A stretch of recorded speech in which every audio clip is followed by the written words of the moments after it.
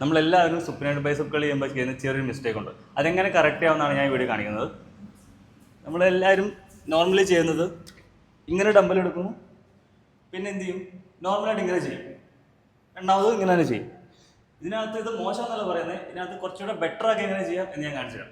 ഇതേ same wait തന്നെ നമ്മൾ എന്ത് ചെയ്യുന്നു, കുറച്ചും കൂടി മുകളിൽ ഗ്രിപ്പ് എടുക്കുന്നു, രണ്ട് കൈയിലും കുറച്ചുകൂടെ മുകളിലായിട്ട് ഗ്രിപ്പ് എടുക്കുന്നു. പിന്നെ ഇങ്ങനെ ചെയ്യുന്നതിന് പകരം കുറച്ചും കൂടെ ഉള്ളിലേക്ക് വരുന്നു ഡമ്പൽ. കണ്ടോ, ഇങ്ങനെ സുപ്പിനേറ്റഡ് കൾസ് എന്ന് പറയാം. ശരിക്കും ഈ ഉള്ളിലേക്ക് കള്ളി ചെയ്യുമ്പോൾ മാത്രമാണ് ഈ മസിൽ കണ്ടോ കറക്റ്റായിട്ട് ആക്റ്റീവ് ആവുന്നത്. അപ്പോൾ ഡമ്പൽ ഇങ്ങനെ വരും.